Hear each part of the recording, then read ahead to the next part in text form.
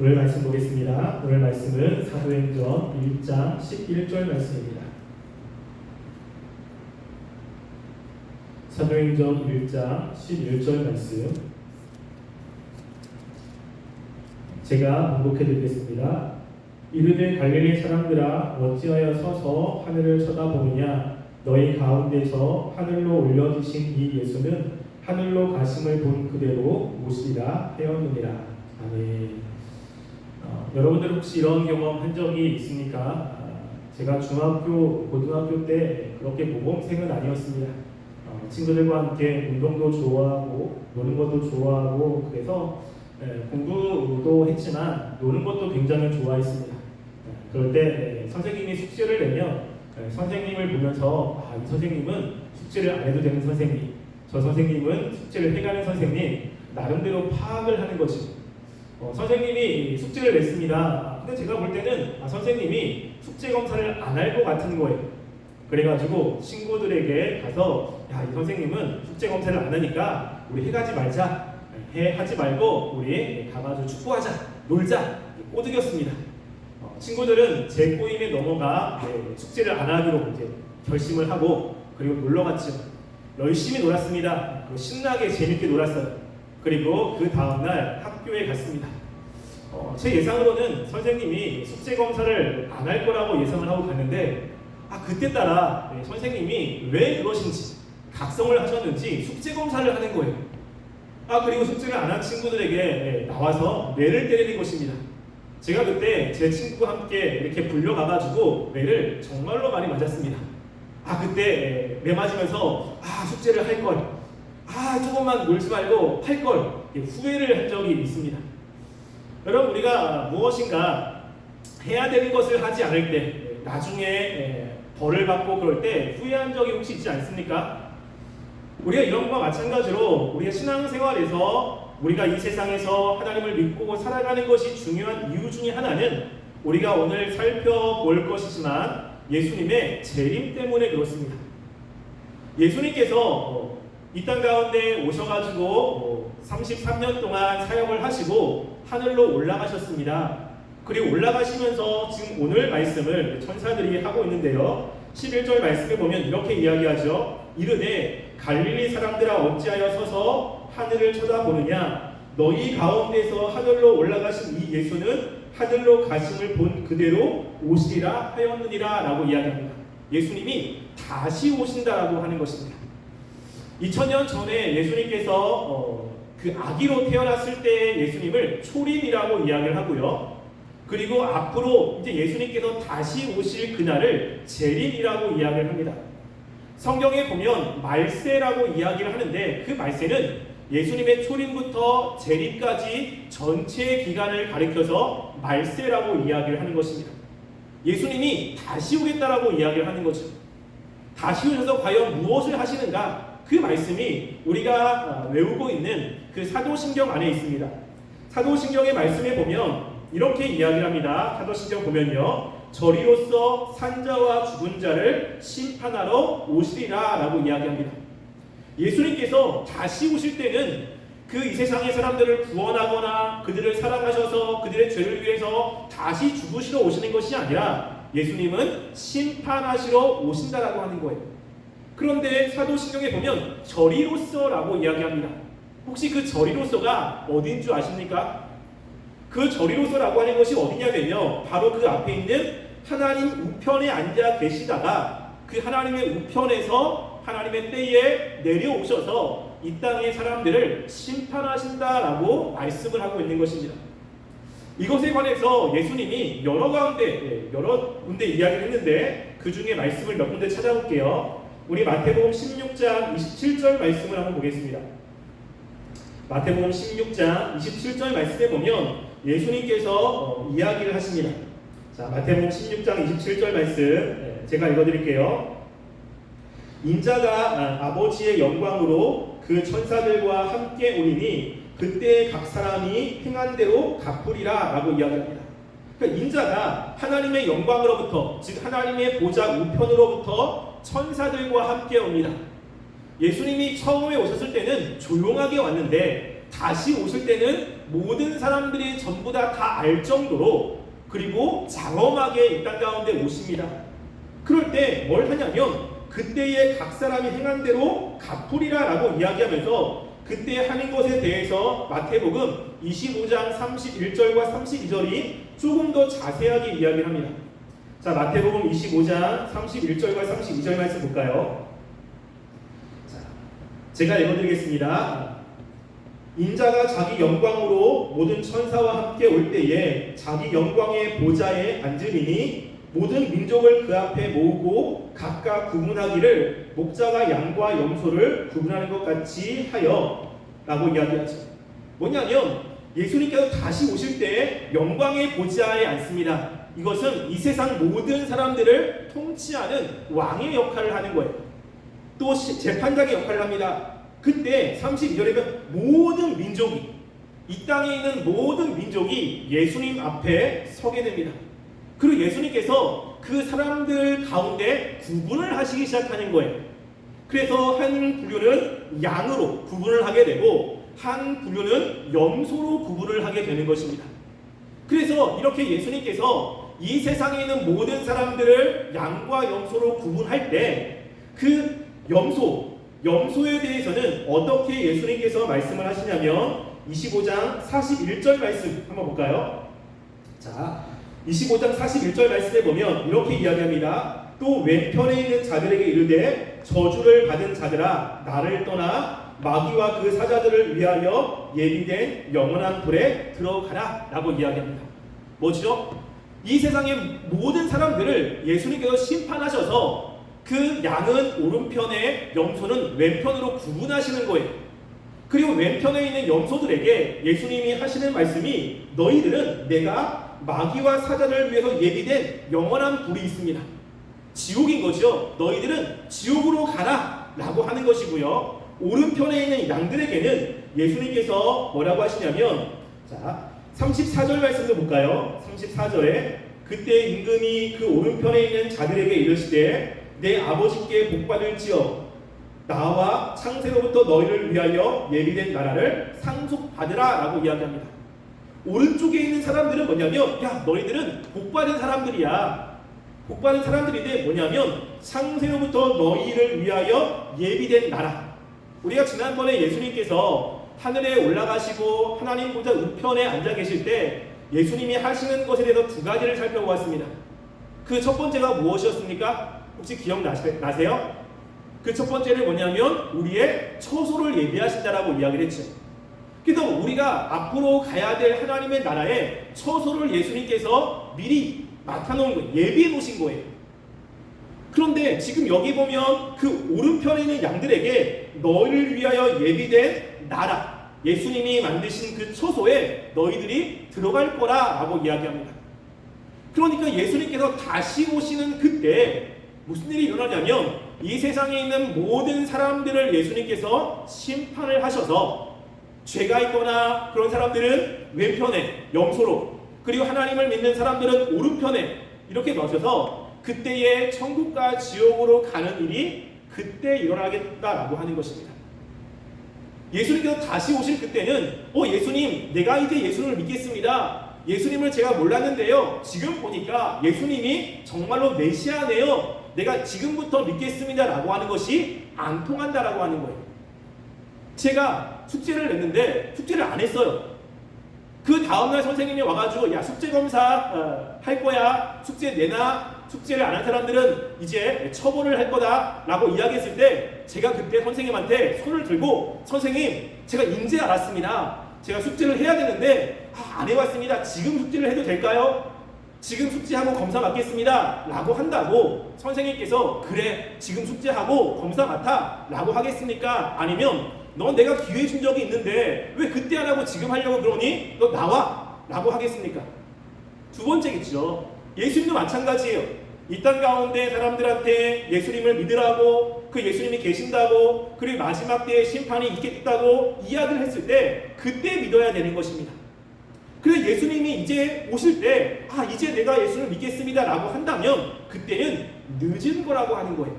그때는 아무 소용이 없습니다.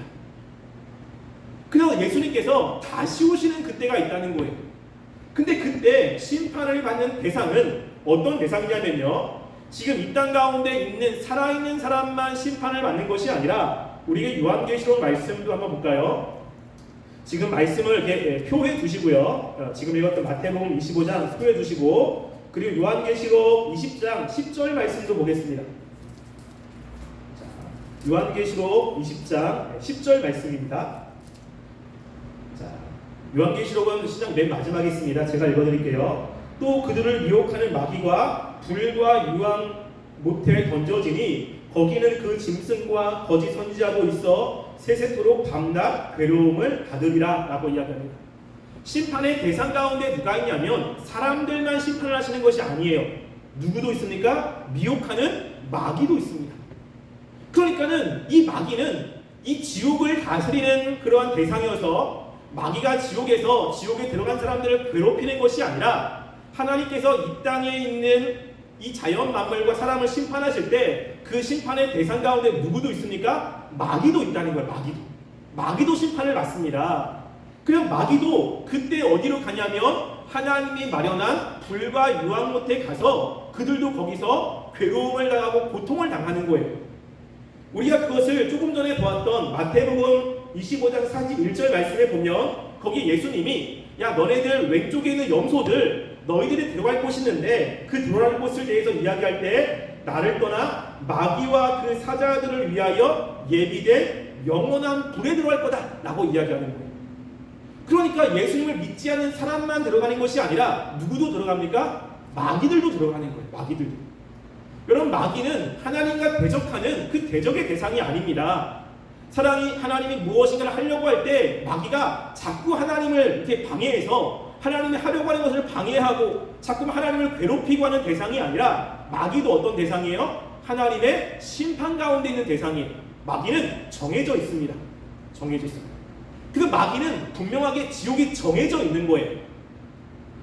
근데 지금은 활동을 하지만 예수님이 다시 오시면 그때 이제 마귀는 영원한 지옥 그쪽으로 이제 완전히 들어가는 때가 예수님의 재림 때입니다. 마귀와 함께 누구도 함께 들어가죠? 예수님을 믿지 않는 사람들도 들어가는 거예요. 예수님 당시에 살아있는 사람뿐만이 아니라, 그뿐만 아니라 우리가 그 다음 말씀을 볼까요?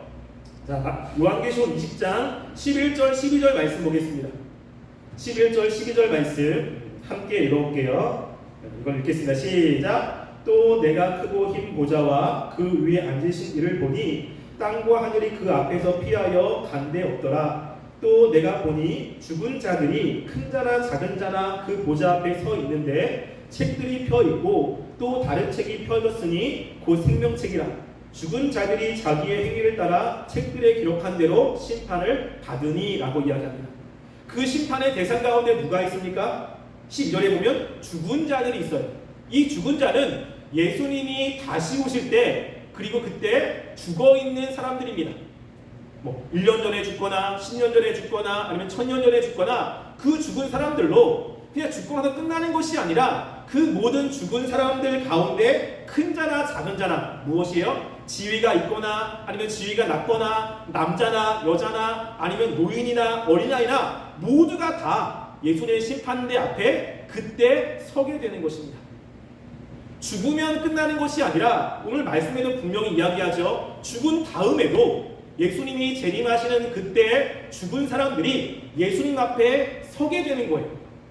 서서 그들이 심판을 받게 됩니다. 심판에 대해서 12절 하반절에 보면 뭐라고 하냐면 책들이 펴져 있어요. 책들이.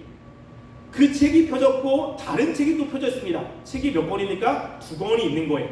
한 책은 생명책이라는 책이 있고 다른 책은 뭐냐면 그 사람들의 행위를 적은 책들이 있는 겁니다. 그래서 그 책에 기록한 대로 심판을 받는 거예요. 하나님께서 이 땅 가운데 살아가는 사람들의 그 모든 행적들을 오늘 말씀을 통해서 우리가 알 수 있는 것은 기록이 다 되어 있어요. 여러분들은 어제 무슨 일을 했는지 잘 모르죠. 그저께 무슨 일인지 잘 몰라요. 내가 무슨 죄를 졌지? 우리는 잘 모를 수 있습니다. 그런데 하나님께서 그 모든 것들을 다 기록해 놓는 행위책이 있다는 거예요. 그래서 하나님 앞에 딱 섰을 때, 야 너가 무슨 잘못했지, 또 무슨 죄 졌지, 저 기억 안 나는데요. 전 모르겠는데요. 저는 그거 전혀 기억 안 납니다. 제 어렸을 때 했던 거요. 저 기억 안 나는데요. 이럴 수가 없는 거예요. 뭐죠? 다 기록이 남아 있습니다.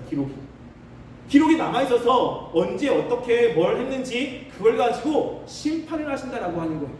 그 앞에서 저 못 들었어요. 저는 안 했는데요. 이렇게 할 수 있는 사람이 아무도 없다는 거예요. 그런데 하나님을 믿는 사람들, 그 하나님을 믿는 사람들은 뭐가 있죠? 생명책이라는 것이 있습니다. 그 생명책에 들어간 사람들은 뭐냐면 예수님께서 그들은 분명히 죄가 있어요. 우리도 죄를 짓지 않습니까? 거짓말도 하고 또 미워도 하고 그리고 다른 사람에게 좋지 않은 생각도 하고 우리가 여러 가지 죄를 짓지만 생명책에 들어간 사람들은 그들의 명단은 예수님이 그 사람들을 위해서 대신 돌아가셨기 때문에 심판하시는 분이 누구예요? 예수님이 심판하시니까 예수님이 그 사람들을 위해서 돌아가신 거예요. 그러니까 예수님께서 직접 그 죄에 대해서 예수님이 증언이 되시고 예수님께서 분명히 선포하셔서 죄가 없다라고 해주셔서 어디로 갑니까? 영원한 나라에 들어간다라고 하는 것입니다. 지금은 잘 모르죠. 예수 믿는 사람과 예수 믿지 않는 사람과 다 똑같이 죄를 지니까.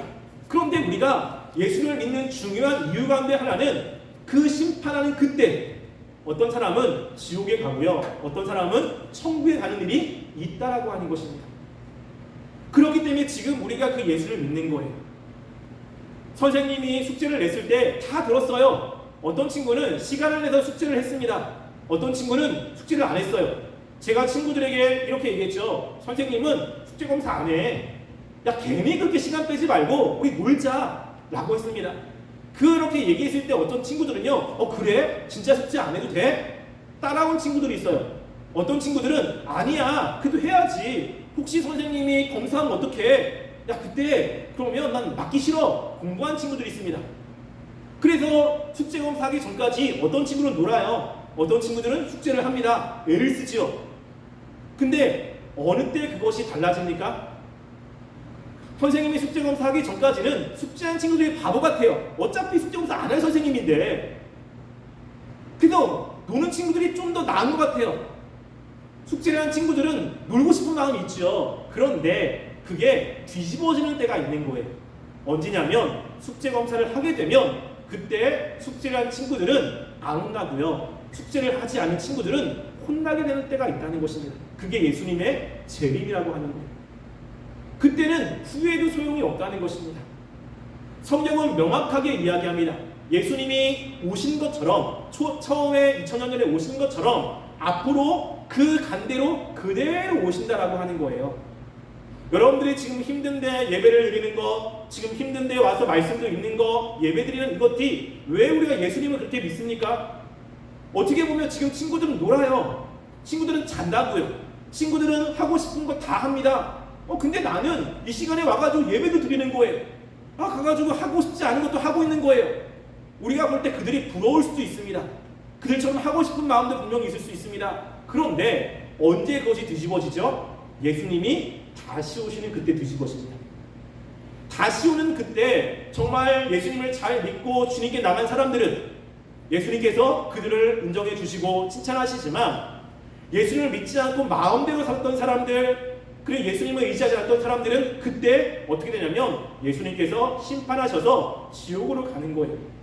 그때 죄송합니다, 잘못했습니다, 제가 다시는 안 하겠습니다 라고 아무리 울고불고 해도 소용이 없습니다.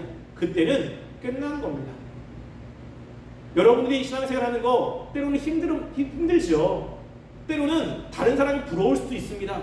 그렇지만 우리가 예수님을 믿고 예수님을 신뢰하며 예배도 드리고 열심히 하는 이유 중에 하나가 바로 마지막 때에 다시 예수님이 분명히 오신다라고 말씀했기 때문에 그래요. 우리가 이것을 믿기 때문입니다. 그러니까 예수님 다시 오실 때 예수님이 지금 내가 열심히 기도하고 예배드리고 신앙생활 한 것에 대해서 예수님이 그때 보상하고 지금 열심히 놀고 신앙생활 하지 않는 사람들은 그때 가서 후회하는 때가 분명히 온다라고 하는 거예요. 여러분, 우리가 이것을 명확히 믿는 사람들입니다. 그렇기 때문에 여러분들이 믿지 않는 사람들이 친구들이 놀거나 그럴 때 너무 부러워하지 마세요. 나중에 그들이 여러분들을 부러워할 것입니다. 야, 그때 나도 그 친구처럼 예배 드릴 걸, 우리가 예수님 믿으라고 그렇게 얘기했을 때 나도 그때 정말로 예수님 믿을 걸, 그때 와가지고 같이 할 걸 왜 그때 하지 않았을까라고 하는 후회가 그때 있을 수밖에 없다는 것입니다. 우리가 믿는 것 가운데 하나가 바로 예수님의 재림인 것입니다. 여러분들이 신앙생활 힘들 때 이것을 생각하시기 바래요. 예수님이 처음 오신 것처럼 다시 오신다고 말씀했습니다. 예수님이 하늘에 올라가실 때 많은 사람들이 보는 가운데 하늘로 올라가셨어요. 그때 다시 오시겠다고 이야기를 했을 때 명확하게 예수님은 다시 오십니다. 다음 주에 예수님이 이제 오실 때 이제 어떤 일이 일어나는지 그것을 다음 주에 이제 살펴볼 겁니다. 예수님께서 그냥 오시는 것이 아니라 예수님이 오실 때 이러이러한 진상들이 있다, 이런 것이 있을 때 내가 곧 올 거라는 것을 생각해라라고 징조들을 보여주는 것들이 있습니다. 이걸 다음 주에 살펴볼 텐데요. 여러분 이 시간에 먼저는 예수님이 다시 오시는구나, 이것들을 분명히 인식하시고 이것들을 신뢰하시면서 힘들지만 여러분들 예배도 잘 드리시고 또 예수님을 잘 믿으시고 신뢰하며 나아가는 우리 모든 친구들 되시기를 주님의 이름으로 간절히 소원합니다.